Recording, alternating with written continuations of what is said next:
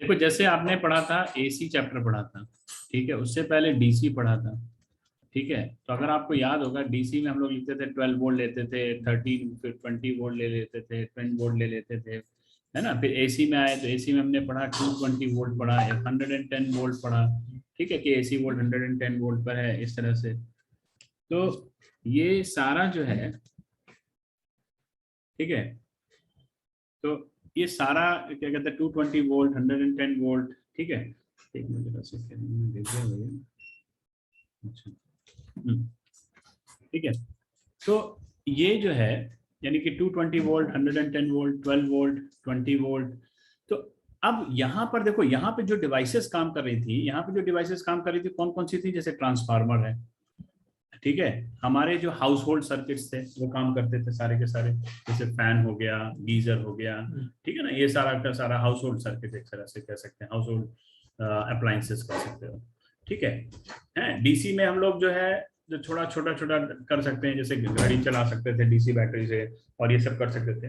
लेकिन अब क्वेश्चन ये उठा, आ गया, ठीक है, अब क्वेश्चन ये उठा कि हमें एक ऐसे डिवाइस की जरूरत थी जिसमें से, अब देखो इसमें जो करंट थी वो हमारी करंट एक तरह से एम्पियर में थी, ठीक है ना, इधर इधर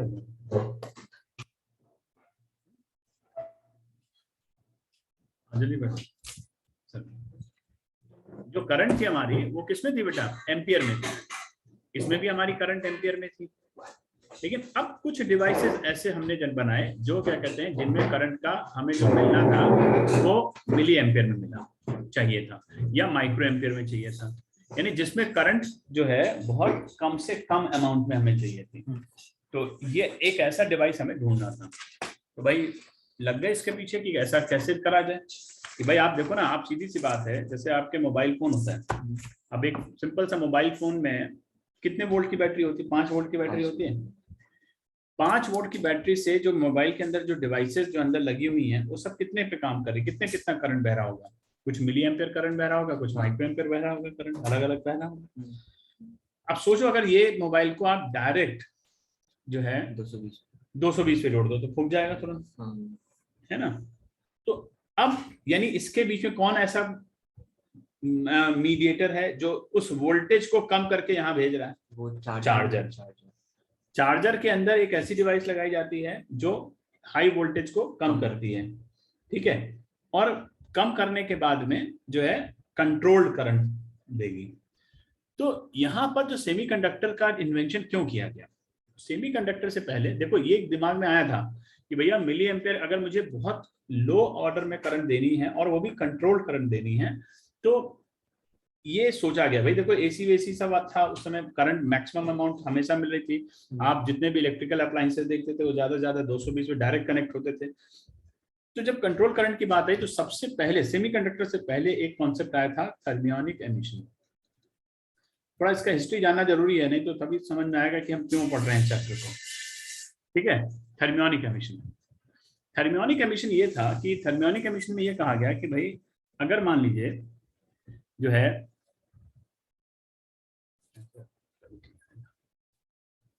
ठीक है, तो थर्मियोनिक एमिशन था कि अगर किस एक डिवाइस ली गई, जैसे एक बल्ब होता है ना, जैसे बल्ब कभी भी आप देखो लगाओ तो बल्ब जो पहले बल्ब आया करते थे फिलामेंट वाले बल्ब आते थे, तो उनको जब आप लगा दो तो थोड़ी देर बाद वो बल्ब क्या होता था, हीट कर हो जाता था, ठीक है।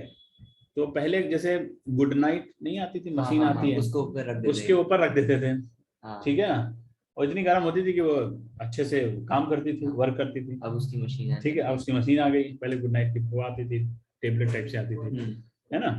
तो वो जो है मतलब क्या है, क्यों यूज किया गया, यानी उसकी हीट एनर्जी निकल रही है, यानी गर्म हो रहा है, तो वो थर्मियोनिक एमिशन।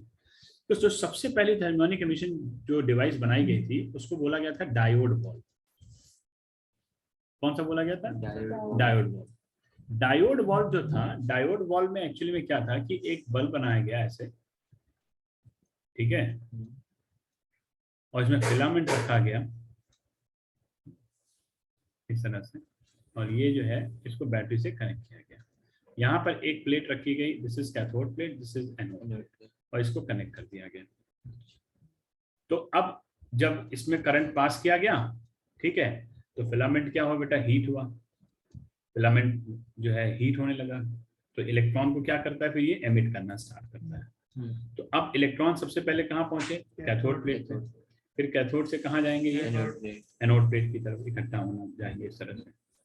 तो अब ये हुआ कि अगर ये सफिशिएंट अमाउंट ऑफ एनर्जी ले लें तो सारे एनोड प्लेट की तरफ जाते जाएंगे, ठीक है, इकट्ठा होते जाएंगे। भाई मान लो इकट्ठा हो भी गए, यहाँ जाके पहुंच भी गए, ठीक है, यहाँ पहुंचे, तो यहाँ से जब सारे इलेक्ट्रॉन पहुंचे तो आराम से करंट एक फ्लो करना स्टार्ट हुआ, यहाँ पर करंट का डायरेक्शन आ गया कि करंट फ्लो कर रही है यहाँ पर।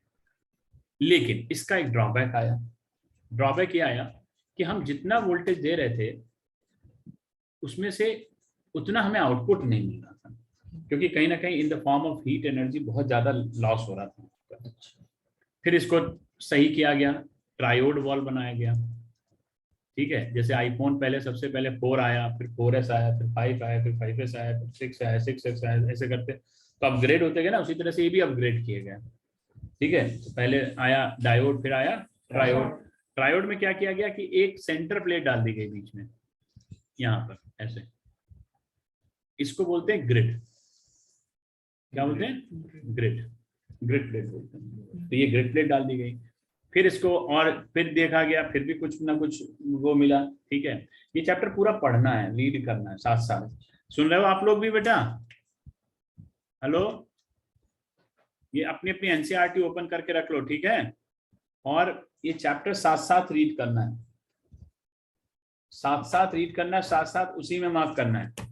इसका नोट्स आपका वहीं से बनेगा सीधे, ठीक है, बुक से ही, इसका कोई ऐसा सच नोट्स नहीं है, और नोट्स भी है तो वो आप ही को बनाने हैं। सुन रहे हो बेटा आप लोग, जानवी हैं, आवाज आ रही नहीं आ रही है? आ रही है सर। हाँ, बहुत कम आ रही है आवाज, या तो मैंने बिल्कुल धीरे कर रखा है लग रहा, नहीं तुम धीरे बोल रही हो लग रहा है। चलो, ट्रायोड के बाद थोड़ा सा टेट्रोड दिया गया, ठीक है, टेट्रोड के बाद पेंटोड आया, ठीक है, क्या आया बेटा, टेट्रोड, पेंटोड। अब हेक्सोड नहीं था, हेक्सोड की जगह था थायरेट्रॉन, थायराइड, थायरेट्रॉन, थायराइड थोड़ी हो गया था उसको, थायराइड करा जा रहा है, थायरेट्रॉन, ठीक है ना, थायरेट्रॉन, थायरेट्रॉन, थायरेटॉन, है ना। तो इस तरह से ये बनते चले गए, तो लेकिन ये सब चीजें चलती रही, है ना, सिर्फ प्लेट का ही फर्क था, ठीक है ना। लेकिन थोड़ा सा कंडक्टिविटी बढ़ी, मतलब थोड़ा सा तो इम्प्रूवमेंट तो हुआ ही ना, है ना, इम्प्रूवमेंट होता गया। फिर क्या हुआ कि फिर ये सब चीजें चली रही थी, साथ साथ में एक ऐसी चीज का ढूंढना हो जारी था कि हम एक ऐसा डिवाइस ढूंढे जो क्या कहते हैं कहीं ना कहीं जो है ये कर दे, क्या नाम है आपको, एक करंट फ्लो करे लेकिन कंट्रोल, उसमें कंट्रोल में, है ना। तो ये हुआ, तो अब क्या हुआ भाई कि चलो भाई देखा जाए, आगे चलते हैं। तो ये बनाया गया, तो अब इसके बाद 19 मतलब जब 1950 के आसपास 50-60 में एक साइंटिस्ट है ब्रैडीन एंड सोकले, है ना, उन्होंने सबसे पहले क्या किया, एक डिवाइस इन्वेंट की। डिवाइस क्या इन्वेंट की, उन्होंने मटेरियल निकाला जो आपके 13 और 14 के थे, ठीक है ना, ग्रुप 13 ग्रुप और 14 ग्रुप के थे, 13, 14 और 15। तो पहले 14 ग्रुप के निकाले। 14 ग्रुप के एक ऐसे मटेरियल थे जो जिनकी कंडक्टिविटी को बढ़ाया जा सकता था, है ना, कंडक्टिविटी को बढ़ा सकते थे। अब जैसे सपोज करो मैं आपको एक ब्रेड दूं, खाली सूखी ब्रेड दे दूं और कहूं बेटा खाओ, तो यही खाना, ना पानी मिलेगा ना कुछ मिलेगा, खाओ बेटा इसको। तो सूखी ब्रेड कितनी खा सकते हैं, एक है, बाहर आने लगेगी, वापस आएगी, क्यों नहीं आए, क्यों बताओ, क्यों नहीं खा सकते भाई, क्यों नहीं खा सकते, ये इसका तो आंसर दो। कैपेसिटी नहीं है, कैपेसिटी मतलब खाने की कैपेसिटी बस एक है, क्यों नहीं खा सकते, तुम लोग बताओ क्यों नहीं खा सकते बेटा, बताओ क्यों, क्यों भाई ताबिशी बताओ, क्यों नहीं खा सकते, हेलो, सो गए क्या, तो उसको डाइजेस्ट करने के लिए इनफ लिक्विड नहीं है। एग्जांपल दे दो थोड़ा। हैं? है तो सेमीकंडक्टर का ही कुछ एग्जांपल। नहीं नहीं, क्यों नहीं खा सकते उसको, ये बताओ बेटा। आप कुछ बोल रहे हो जानवी, कुछ बोल रहे हो? तो उसको डाइजेस्ट करने के लिए इनफ लिक्विड नहीं है। डाइजेशन तो बाद में आएगा बेटा, डाइजेशन तो बाद में आएगा जब वो अंदर जाएगी। वो अंदर ही नहीं जा रही है, क्यों भैया? वो अंदर ही नहीं जा रही है, डाइजेशन तो बाद में आएगा। क्यों नहीं बताओ? अरे बहुत छोटी चीज है यार, उसका टेस्ट नहीं है हमारे पास में। अच्छा टेस्ट है? नहीं फिर जब टेस्ट होगा तभी अच्छा लगेगा ना। अगर ऊपर से जैम डाल दोगे या कुछ बटर मिला दोगे तब अच्छा लगेगा, नहीं लगेगा? हम कहाँ से साइंटिफिक ढूंढ रहे थे इसमें। हैं? तो सिंपल टेस्ट, सिंपल टेस्ट क्या है? जब टेस्ट नहीं है ना, तो वही चीज यहाँ पे आई कि जो 14 ग्रुप के एलिमेंट थे ये एक्चुअली में एक ब्रेड की तरह है, जो कंडक्टिविटी तो दे सकते हैं लेकिन बहुत लंबे समय तक नहीं दे सकते। अच्छा तो ये हुआ कि भाई इसका टेस्ट कैसे बढ़ाया जाए, तो जैम लगाओ। तो 13 या 14 15 ग्रुप को मिला लो उनके साथ में, तो उसकी कंडक्टिविटी को आप राइज कर सकते हो। ठीक है ना? तो ये इन्वेंशन हुआ, ये निकाले गए 14 ग्रुप के। कौन कौन से थे? Silicon and germanium. तो these two are the pure. तो सेमीकंडक्टर्स क्या होते हैं? आप लिख लो, जरा सा लिखो जल्दी से। सेमीकंडक्टर, ये सब इंट्रो है, ये सब जरूरत नहीं है लिखने की। आप लिखिए सेमीकंडक्टर्स। पेन लाए नहीं क्या? अच्छा, देखो semiconductors.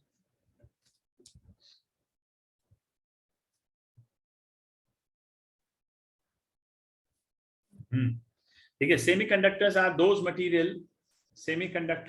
those material whose energy gap is in the order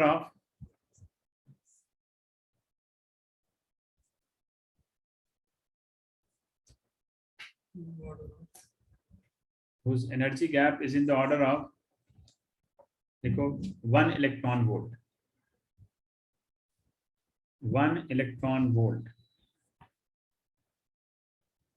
ठीक है? कितना? 1 इलेक्ट्रॉन वोल्ट। देखो बेटा, तो क्या है? फॉर एग्जांपल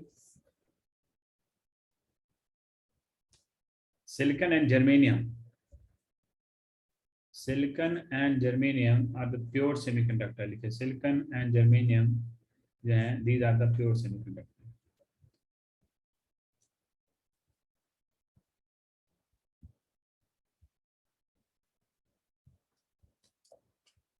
ठीक है?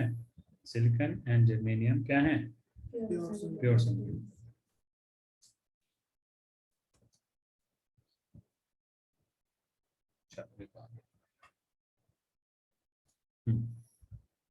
Silicon and germanium are the pure semiconductors. इनका एनर्जी गैप कितना होता है?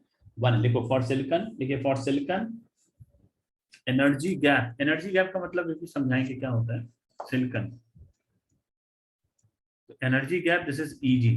Eg is this is 1.1 electron volt. ये सिलिकॉन के लिए होता है, और जर्मेनियम के लिए होता है 0.7 electron volt.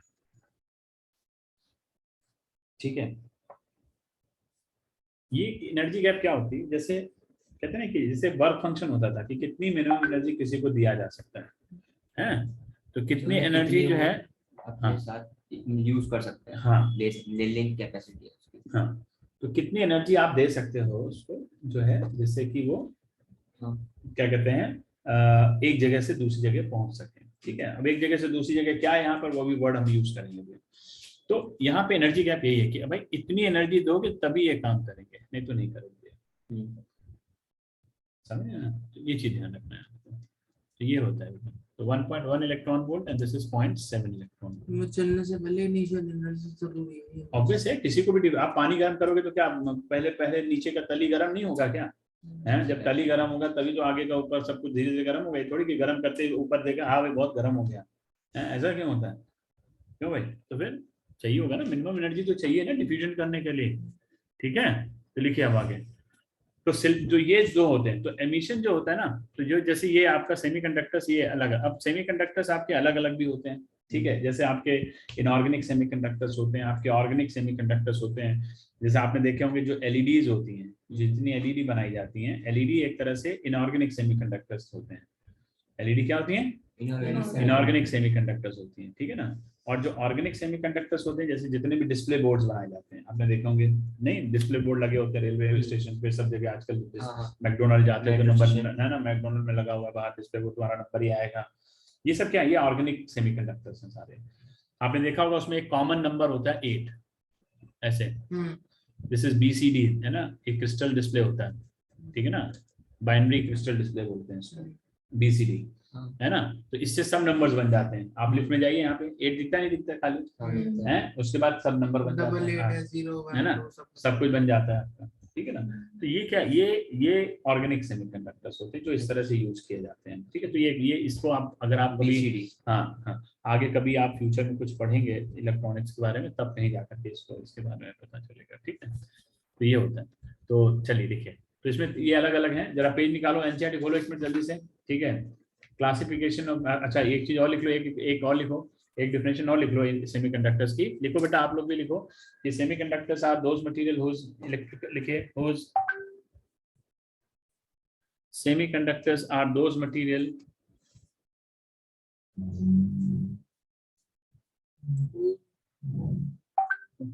semiconductors are those material whose physical properties lie between the physical properties lie between the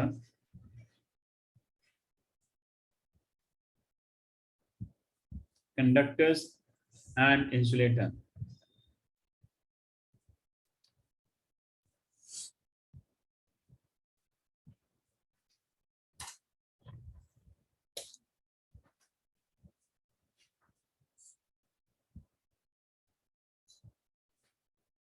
ठीक है, क्या लिखोगे?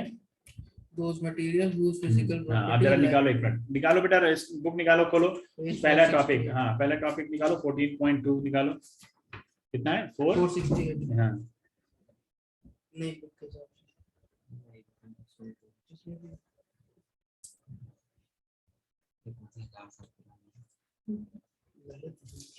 जल्दी से पढ़ो, से बातें नहीं करो, जल्दी पढ़ो फिर आगे बढ़ो।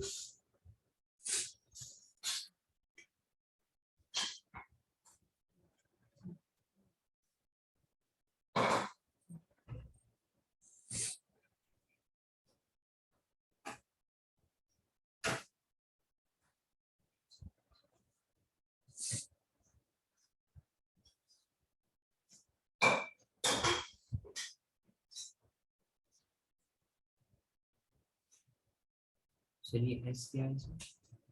इसमें conductivity सिग्मा होगा, एस सिग्मा तो है, मतलब एस साइमन में अपन साइमन यूनिट होता है।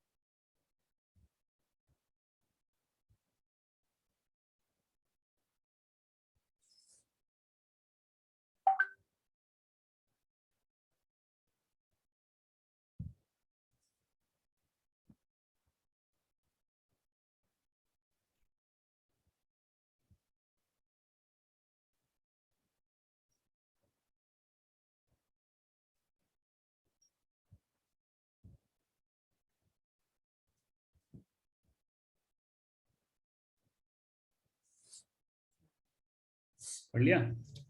हम्म।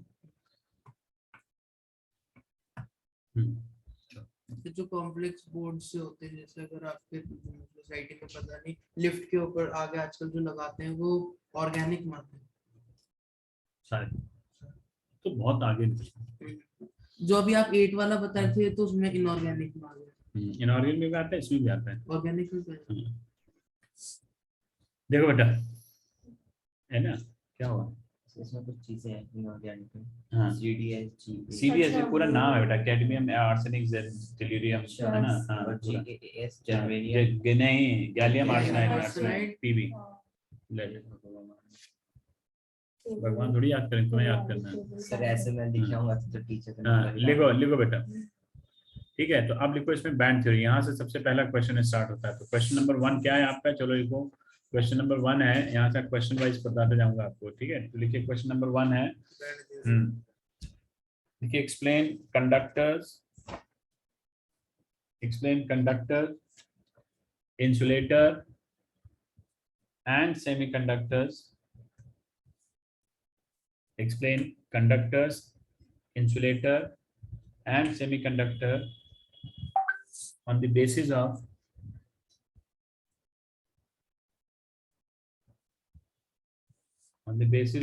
देखो, basis of लिखना इसको, band theory of solids, band theory of solids। ठीक है, बैंड थ्योरी ऑफ सॉलिड्स। चलो देखो, तो सबसे पहले देखो बैंड थ्योरी क्या होती है। बैंड थ्योरी में 3 चीजें होती हैं। देखो, अब एक चीज सीरीज बात बताओ, जैसे सिलिकॉन है, सिलिकॉन का एटॉमिक नंबर होता है 14, तो कितने हो गए? 284। जर्मेनियम का होता है 32, तो होता है 28184। ठीक है, लास्ट में कितने कोवेलेंट बॉन्ड है? मतलब 4 वैलेंस इलेक्ट्रॉन है, 4 वैलेंस इलेक्ट्रॉन। ठीक है ना, तो वो आपस में क्या करेंगे? अगर हम सिलिकॉन का स्ट्रक्चर देखें तो वो आपस में कोवेलेंट बॉन्ड बनाएंगे। ठीक है ना, लेकिन यानी कि 4 वैलेंस इलेक्ट्रॉन है, और अगर सोचो, अगर मैं कहूँ कि भैया ये केस, ये एल, ये एम है, अब यहाँ पे 4 इलेक्ट्रॉन्स हैं, तो ये 4 इलेक्ट्रॉन्स जो है, अगर मैं जरा सा इलेक्ट्रिक फील्ड देना स्टार्ट करूँ तो हो सकता है कि ये इलेक्ट्रॉन्स क्या कहते हैं, निकलने की कोशिश करें, है ना, एक्साइट हो जाए, निकलने की कोशिश करें। ठीक है ना, तो यहाँ से 4। अब वहीं अगर देखो कोई होता है ना कि मान लीजिए कोई, अगर हम मेटल ले लें, ठीक है, अब जैसे सोडियम है मान लो, तो सोडियम का होता है 281। ठीक है, तो इसमें क्या होगा कि इसमें आसानी से निकल जाएगा इलेक्ट्रॉन, क्योंकि एक ही है, वो फ्री है, आराम से निकल जाएगा। तो आप सोचिए ना, इसको हमें कम एनर्जी देनी पड़ रही है, इसको ज्यादा एनर्जी देनी पड़ रही है। तो जहां पे ये इलेक्ट्रॉन इनिशियली रह रहे हैं, इसको कहते हैं वैलेंस बैंड। इसको क्या बोलते हैं? Valence shell. यानी कि वैलेंस, जहां पर वैलेंस इलेक्ट्रॉन्स होंगे वो क्या कहलाएंगे आपके? वैलेंस सेल या वैलेंस बैंड। वैलेंस बैंड, ठीक है ना, यानी जिनके इस समय। ठीक है, उसके बाद जब ये माइग्रेट होते हैं, जैसे यहाँ से निकल के कहीं पे भी माइग्रेट होंगे जाकर के, ठीक है, तो जहां भी माइग्रेट करेंगे वो एरिया क्या कहलाता है? वो रीजन कहलाता है कंडक्शन बैंड। कंडक्शन, ठीक है, जहाँ पे हाईएस्ट एनर्जी होती है एक तरह से उनके पास में, तो वो कहलाता है आपका कंडक्शन बैंड। तो इसको इस तरह से बनाया जाता है। ये होता है 2 चीजें, ये हो गया और ये हो गया, ये होता है वैलेंस बैंड। ठीक है, यहाँ पर आपके सारे इलेक्ट्रॉन्स होते हैं ऐसे, ये वैलेंस इलेक्ट्रॉन्स हैं, these are the valence electrons. ठीक है, इसको बोलते हैं वैलेंस बैंड। यहां पर आपका एक, ठीक है, नहीं ग्रिड नहीं, ये इसको कहते हैं एक तरह से फर्मी लेवल। ये भी बताएंगे इसमें क्या होता है। 2 तरह के लेवल होते हैं। अगर यहाँ पर है बिल्कुल पास में इस तरह से, तो इसको बोलते हैं एक तरह से एक्सेप्टर लेवल, EA। यहाँ पर होता है, तो यहाँ होता है ED, क्योंकि डोनेट करता है पहले, ठीक है ना, डोनेट करता है। ठीक है, ये कहलाता है कंडक्शन बैंड। ये क्या कहलाता है? Conduction band. कंडक्शन बैंड, जब ये इलेक्ट्रॉन यहाँ से माइग्रेट होकर के जाएगा, यहाँ पहुंचेगा, ठीक है ना, इस तरह से मान लीजिए, तो ये जब माइग्रेट होकर पहुंचेगा तो इसके पास हाईएस्ट एनर्जी होगी, इलेक्ट्रॉन यहाँ आ जाएगा इस तरह से, तो यहाँ पर ये अपनी बहुत ज्यादा हाईएस्ट एनर्जी लेकर के पहुंचेंगे।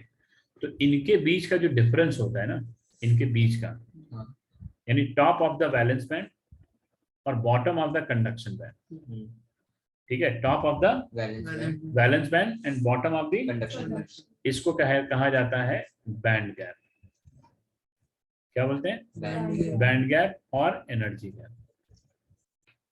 ये जो बीच में ये शिफ्ट होती रहती है ना, ये ऊपर जाती है या नीचे जाती है, ये शिफ्ट होती है। मतलब ये कोई प्लेन है या फिर नहीं इमेजिनरी? प्लेन नहीं, इमेजिनरी लाइन है, यानी कि ये ऐसी कहते हैं ना कि मिनिमम नंबर ऑफ ऑक्यूपाइड, यानी कहते हैं ना कि what is the Energy. Tendency, नहीं what is the tendency of occupancy, sorry what is the occupancy of electron, कितना ऑक्यूपेंसी है, तो फर्मी लेवल वो डिसाइड करता है।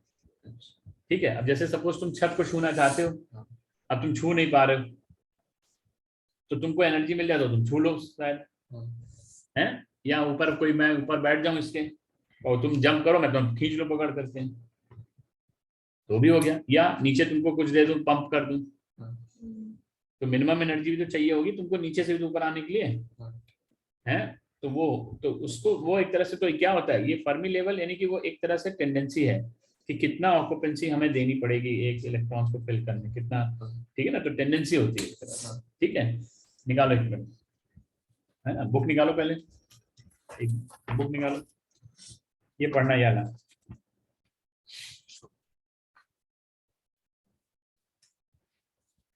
उल्टा हो गया, मैं तो सोच रहा था ये उल्टा हो गया, वहाँ ईडी डोनेट करेगा ना जाकर के, ये ई बेटा नीचे है, क्योंकि एक्सेप्ट करेगा ना, इतनी एनर्जी पहले एक्सेप्ट करेगा तभी तो माइग्रेट कर पाएगा, यहाँ तो दे ही देगा, है ना, ये नीचे। हाँ ये एक्सेप्ट, पहले एक्सेप्टर लेवल एक्सेप्ट करेगा फिर भागेगा ऊपर, है ना, ये जब पहले एनर्जी लेगा हाँ, फिर वही मुझे लग रहा था ये,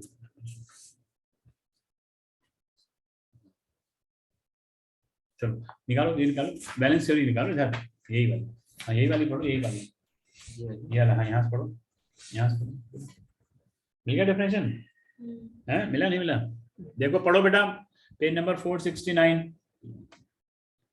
469 पढ़ो बेटा, आप लोग भी, on the basis of energy band, read मारते जाओ साथ साथ में बेटा।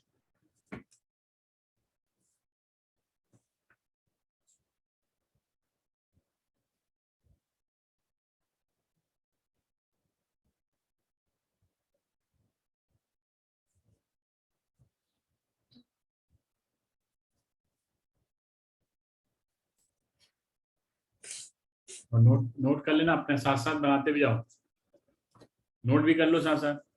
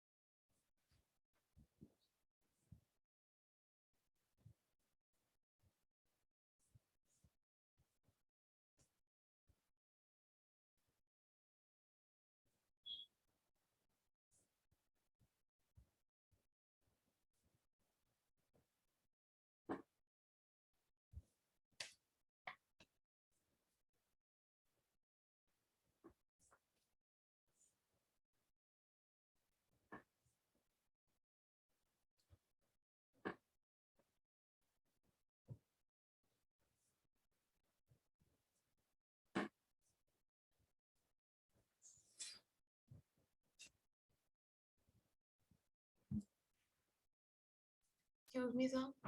बोलो बेटा। सर इसका 4th पैराग्राफ समझा दो। पैराग्राफ ये है बेटा, उसमें क्या दे रखा है, उसमें जैसे मान लीजिए आपके पास में, मैंने जो अभी शुरुआत में बता रहा था ना, ऊपर देखो ना वैलेंस बैंड जो बता रहा हूँ की एलिमेंट सेल, उसमें फॉरेन स्टेट्स वाला जो दे रखा है, फॉरेन स्टेट्स का मतलब होता है कि मतलब 4 जो इलेक्ट्रॉन्स हैं, वैलेंस इलेक्ट्रॉन, ये अपनी नेचुरल स्टेट्स में है। लेकिन अगर तुम किसी को भी ज्यादा एनर्जी देते हो, क्योंकि ये पैराग्राफ एक्चुअली इन्होंने क्या किया है कि 2 तरीके से समझा है, या तो तुम एनर्जी दो या इलेक्ट्रिक फील्ड अप्लाई कर दो। तो अगर इलेक्ट्रिक फील्ड अप्लाई कर दोगे तो इलेक्ट्रॉन्स हमेशा इलेक्ट्रिक फील्ड के अपोजिट चलना स्टार्ट करेंगे। तो वो एक तरह से अगर सफिशिएंट एनर्जी इनको मिल गई तो ये 4 भी क्या कहते हैं, क्या होंगे, माइग्रेट करेंगे। तो जब ये माइग्रेट करेंगे तो हो सकता है, देखो हर एक कहते हैं कि हमें एक एब्सोल्यूट टेम्परेचर पर हमें इनको देखना होगा। तो एब्सोल्यूट टेम्परेचर पर क्या ये इलेक्ट्रॉन इजीली माइग्रेट हो पा रहे हैं या नहीं हो पा रहे हैं। ठीक है, अगर वो इजीली माइग्रेट हो पा रहे हैं तो वो कंडक्टर कहला दिए जाएंगे, ठीक है ना। और अगर वो क्या कहते हैं, ये हो रहे हैं, क्या नाम है, क्या इसको, अरे इजी अगर माइग्रेट हो जाते हैं तो ये कहलाएगा, और अगर नहीं हो पा रहे हैं तो वो इंसुलेटर भी हो सकते हैं, ठीक है ना। तो इस इंसुलेटर भी हो, तो ये यहाँ पर थोड़ा सा दिया गया हुआ है, ठीक है, तो एक बार उसको देख सकते हो। तो चलो ठीक है, तो वैसे इसका ना, इस लास्ट पैराग्राफ का जो इन्होंने यूज दिया है, ये बहुत मतलब कहते हैं कि हाफ फील्ड नॉलेज दे रखी है बस। हाँ, इसलिए मैं, हम लोग यहाँ आज अभी भी, आज भी कल बात हो रही थी इस बारे में एनसीईआरटी में, कि इस टॉपिक को इतना लाइन हटा देना चाहिए इनको, ये बेकार की दे रखी है। अगर तुम्हें बैलेंस बैंड ही समझाना है तो समझाओ और खत्म करो उसको, ठीक है। तो जरा फर्मी लेवल की डेफिनेशन लिख लेना बेटा। फर्मी लेवल की क्या होती है, फर्मी लेवल लिखेगा, फर्मी लेवल लिखे is defined as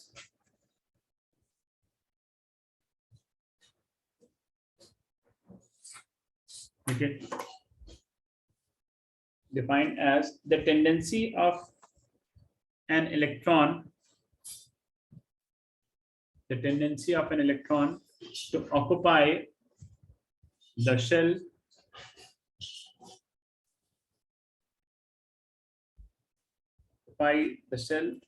at absolute temperature,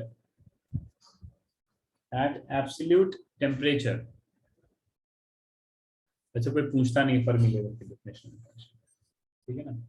eight absolute temperature is called Fermi level, ठीक है।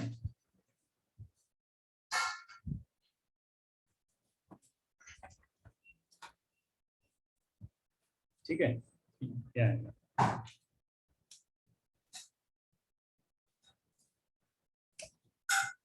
चलो आगे देखो। तो अब इसको तीनों को जरा हम लोग समझते हैं। नेक्स्ट पेज पे देखा तुमने, बैंड गैप की डेफिनेशन मिली, देखा है, सब कुछ देख पढ़ा। आगे आगे यहाँ से पढ़ो, केस 1 से पहले तक का पढ़ लो, केस 1 से पहले तक का, इधर का केस 1 से पहले तक का, ये डायग्राम सिलेबस में नहीं है, ठीक है। हाँ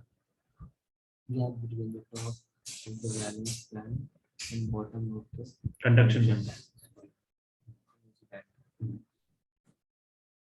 ठीक है।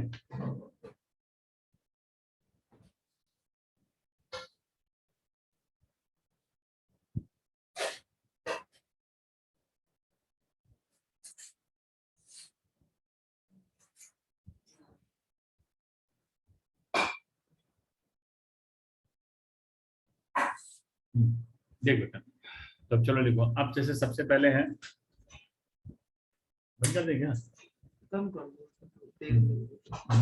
चलो कोई, ठीक है। देखो सबसे पहले है इसमें, दिक्कत हो नहीं चला। हाँ, सबसे पहले जैसे है मेटल, सुनो बेटा, मेटल और कंडक्टर, ठीक है।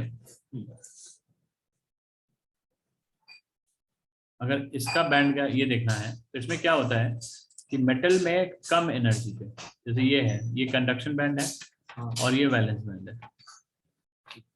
तो हाँ, ये तो इनकी जो एनर्जी होती है लगभग 0 इलेक्ट्रॉन वोल्ट होती है, मतलब 0 इलेक्ट्रॉन वोल्ट में ही ये इलेक्ट्रॉन्स यहाँ से माइग्रेट करके कंडक्शन बैंड की तरफ पहुंच जाते हैं आराम से, ठीक है ना, आराम से पहुंच जाते हैं।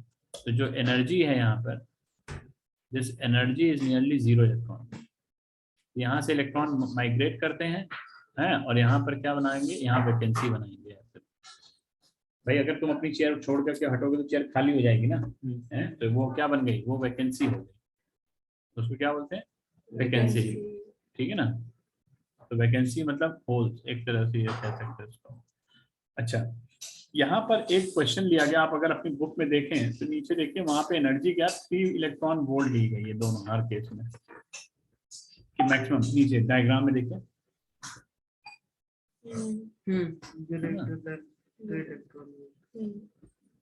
तो यहाँ पे क्या है, यहाँ पर एनर्जी इतनी ली गई है, क्यों लिया गया, इसके पीछे रीजन होता है बेटा, देखो इसके पीछे भी रीजन है, एनर्जी 3 इलेक्ट्रॉन वोल्ट का ऑर्डर का लिया हुआ है ना उन्होंने, है, इससे 6 नहीं लिया, 5 नहीं लिया, 4 नहीं लिया, क्यों लिया है इसका, देखो इसका मतलब होता है कि लैम्डा जो होता है ना वो HC/EG से निकाला जाता है, किससे निकाला जाता है, और HC हमने याद करो, हमने आपको बार बार ये फॉर्मूला कितने बार बताया, 1 2 4 0, याद है ना, अरे 2 करो 0 करो कुछ भी कर लो, बात एक ही है, ठीक है ना, 3 हो गया यहाँ पर, तो यहाँ कितना आएगा, नैनोमीटर में आंसर आ जाएगा, तो कितना आया ये, लगभग 414, ठीक है, ये आया।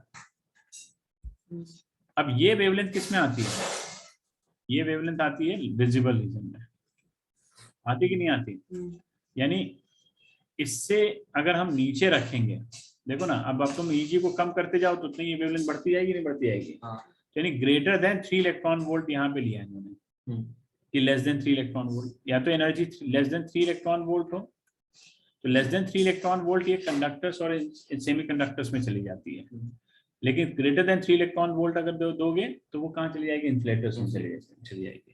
तो इंसुलेटर्स में क्या होता है कि इंसुलेटर्स में जो कंडक्शन बैंड और ये है ना, तो इनके बीच में गैप बहुत बड़ा होता है, तभी रेजिस्टिविटी ज्यादा होती है ना, हाँ, तो यहाँ पे इलेक्ट्रॉन ट्रांसफर ही नहीं हो पाता, मतलब इलेक्ट्रॉन वैलेंस बैंड में ही पड़ा रह जाता है और कंडक्शन बैंड पूरा एम्प्टी पड़ा रहता है यहाँ पे, सर क्या इनका ठीक है एनर्जी ना? नहीं मिलती, मतलब हम, भाई आप लकड़ी को अगर आप जो है कल इलेक्ट्रिसिटी पास करोगे तो क्या होगा, कुछ होगा उसमें, नहीं ज्यादा होगा, करंट होता जल है जाएगा। ना, हाँ, वहीं जल जाएगी बस, आगे नहीं पास करेगी, लेकिन है ना, तो एम्प्टी होता है ना, एम्प्टी पड़ा रहता है, ठीक है, तो यहाँ पर एक तरह से ये पूरा का पूरा खाली रहता है, इसीलिए इसका एनर्जी गैप बहुत बड़ा होता है यहाँ पर। लेकिन वहीं जब हम सेमीकंडक्टर्स देते हैं, देखो ये कंडक्टर्स है, ये इंसुलेटर्स है, और सेमीकंडक्टर्स को अगर हम लेते हैं तो सेमीकंडक्टर्स में क्या होता है कि जैसे हमने ये रखा सेमीकंडक्टर, अब इसको मैंने पहले लिया एट T = 0 केल्विन, फिर T ग्रेटर देन 0 केल्विन ले लिया, मान लो 0 केल्विन ले लिया बड़ा, तो यहाँ पे क्या है आपके पास में इलेक्ट्रॉन्स हैं, ये वैलेंस बैंड है, ठीक है, अब इसकी जो एनर्जी होती है, अगर मैं सिलिकॉन लूंगा तो ये अप्रोक्सीमेटली 1 इलेक्ट्रॉन वोल्ट के आसपास ही आएगी, जैसे लिखा है आपको मैंने, तो यहाँ से क्या होता है कि यहाँ से इलेक्ट्रॉन पास करता है और यहाँ पहुंच जाता है, जाकर के माइग्रेट कर जाता है आराम से, अगर इतनी सफिशिएंट एनर्जी मिल जाए, तो यहाँ पे इलेक्ट्रॉन्स यहाँ आ गए सारे, यहाँ क्या बन गया बेटा, होल वैकेंसी, यानी नंबर ऑफ इलेक्ट्रॉन्स किसके बराबर यहाँ होते हैं, नंबर ऑफ होल्स के। तो सेमीकंडक्टर्स में क्या होता है कि इलेक्ट्रॉन डेंसिटी जो है वो होल डेंसिटी के बराबर होती है, अगर प्योर सेमीकंडक्टर्स है तो जितने इलेक्ट्रॉन्स यहाँ से निकलेंगे उतनी वैकेंसी यहाँ पर क्रिएट होगी, ठीक है ना, उतनी वैकेंसी क्या होगी यहाँ पर, क्रिएट होती जाएगी, तो ये होता है यहाँ पर, तो ये रहता है इस केस में, ठीक है,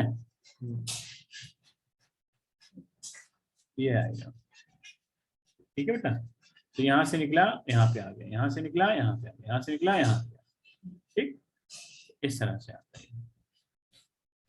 चलो, तो ये 3 है हमारे पास में, 1 2 और 3, ठीक है, नीचे देखो डायग्राम बने हुए हैं सारे, है ना, केस 1 आप बुक खोलो बेटा, page number 471, case 1 case 2 and case 3, ठीक है, तीनों केसेस पढ़िए जल्दी से, साथ साथ पढ़ते जाइए, पढ़ते भी जाइए और समझते भी जाइए, है ना, और डायग्राम बना लीजिएगा इस तीनों चारों, वो जनरल डायग्राम में पहला वाला, बाकी 3 इसके हो गए।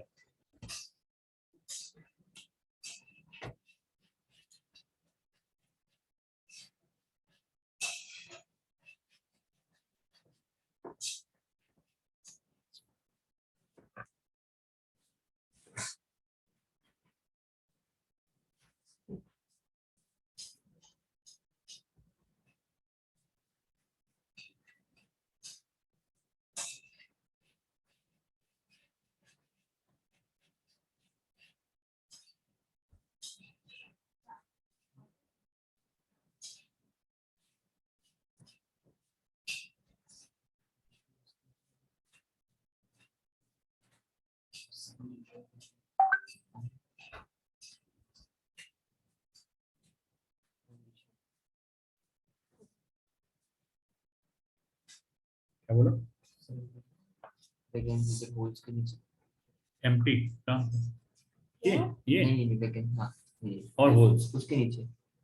ये तो कंडक्टर है, ये इंसुलेटर है, ये सेमीकंडक्टर है।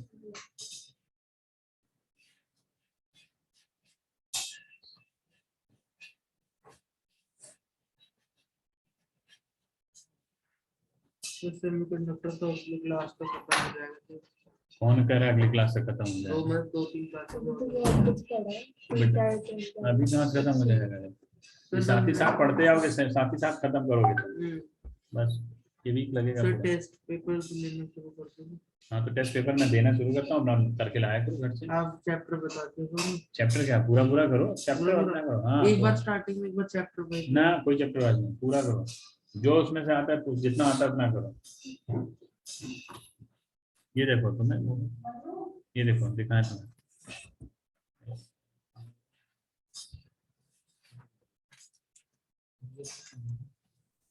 ये देखो ये कितने पेपर हैं?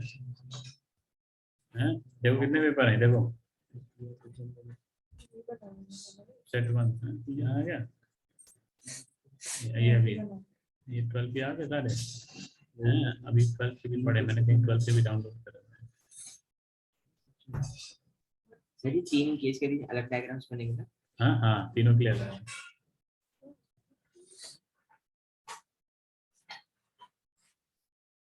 सर ये कैसे डायग्राम है? मतलब क्या नहीं है।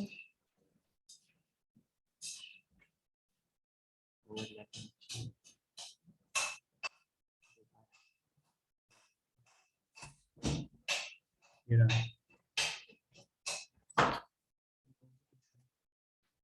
Six sample होगा।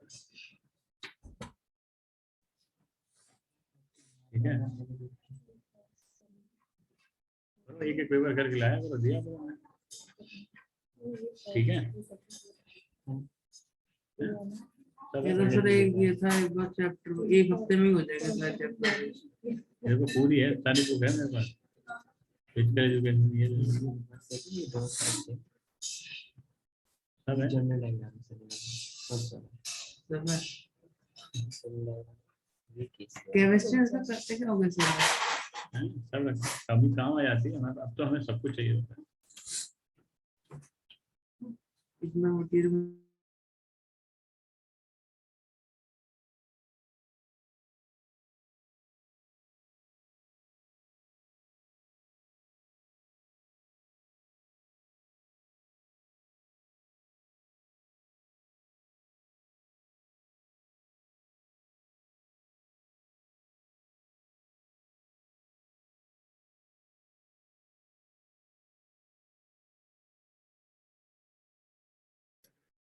बेटा जल्दी करो, बेटा जल्दी से उसको नोट करो, बनाओ, बनाते जाओ साथ साथ, चलो लिखते भी जाओ, केस 1 केस 2 के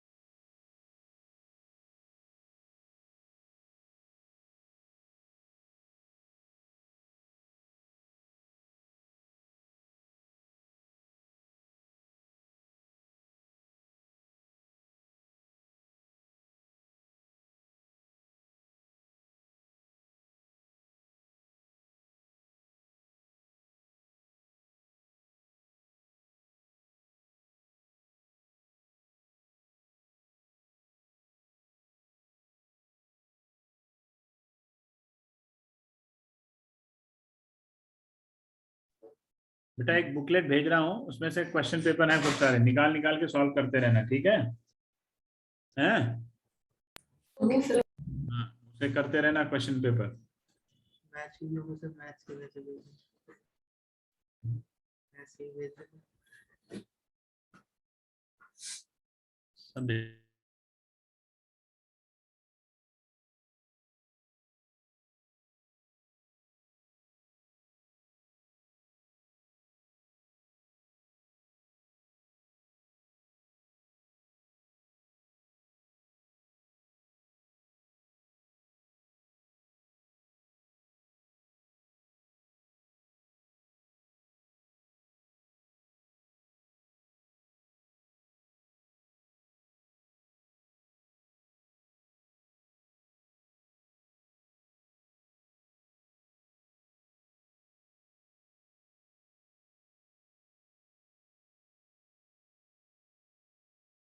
कर लिया बेटा, तो आगे बढ़ो। नोट कर लिया? चलो, चोरी रखना घर पे, ठीक है? चलो आगे लिखो बेटा, लिखिए आगे। इंट्रिंसिक सेमीकंडक्टर, हेडिंग डालो, लिखो इंट्रिंसिक सेमीकंडक्टर। इंट्रिंसिक सेमीकंडक्टर्स क्या होते हैं? इंट्रिंसिक लिखिए, इंट्रिंसिक, इंट्रिंसिक सेमीकंडक्टर्स होते हैं, लिखिए प्योर सेमीकंडक्टर्स, प्योर सेमीकंडक्टर्स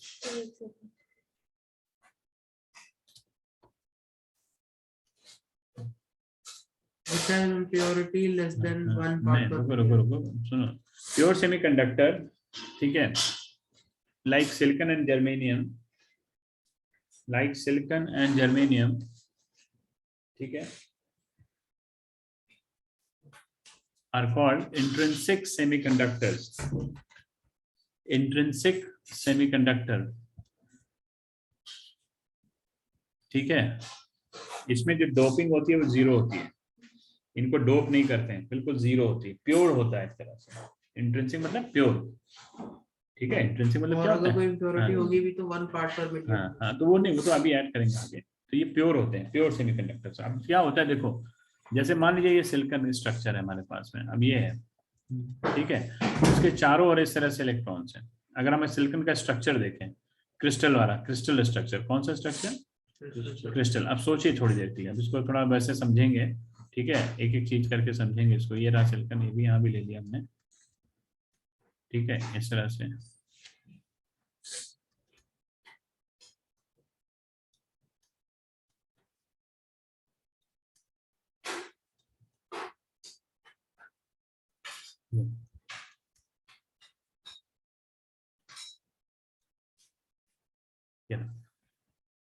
तो ये आपस में क्या कर रहे हैं बेटा? एक दूसरे से बॉन्ड बना रहे हैं, नहीं बना रहे हैं? यानी एक तरह से बॉन्डेड होते हैं, सारे सारे कोवेलेंट बॉन्ड बनाते हैं सारे के सारे, ठीक है ना?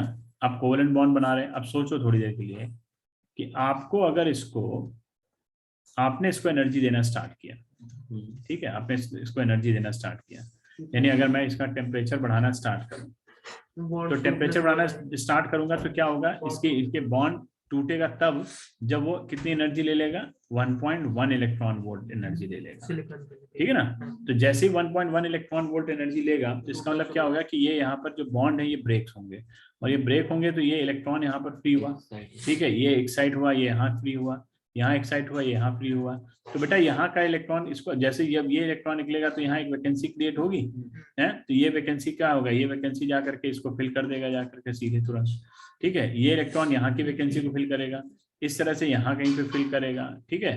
तो एक तरह से देखा जाए तो अगर हम ये थोड़ी देर के लिए एक मान लो आपके पास एक पेन है, पेन पूरा सिलिकॉन का बना हुआ है, पेन इसमें जो इसका जो स्ट्रक्चर होगा उसमें कितने सारे सिलिकॉन स्ट्रक्चर बन रहे होंगे, है ना?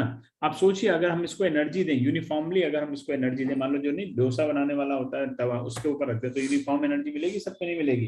ये थोड़ी कि आधा आधा डोसा गर्म होता आधा नहीं होता, यूनिफॉर्म होता है ना सब पर। तो उस पर हमने रख दिया, तो ये सारे के सारे जितने बॉन्ड्स होंगे ये एक ही समय में एक ही टाइम पे एनर्जी गेन करेंगे, हैं? अब जैसे ही उन्होंने एक टाइम पे एनर्जी गेन करी और वो एनर्जी 1.1 इलेक्ट्रॉन वोल्ट से ज्यादा हो गई, वैसे ही सारे इलेक्ट्रॉन डिफ्यूज होंगे, यानी कोवेलेंट बॉन्ड ब्रेक होंगे। तो एक साथ इलेक्ट्रॉन निकलेगा और वो इलेक्ट्रॉन जो अपने नेबरिंग में जो वैकेंसी क्रिएट हुई है उस पर जाकर के अटैक करेगा। तो मोमेंटली इसलिए कहा जाता है अगर तुम्हारे पास एक सिलिकॉन का सेमीकंडक्टर का चिप है मान लो, तुम उसको गैल्वेनोमीटर से कनेक्ट कर दो बेटा और रूम टेम्परेचर पे रख दो।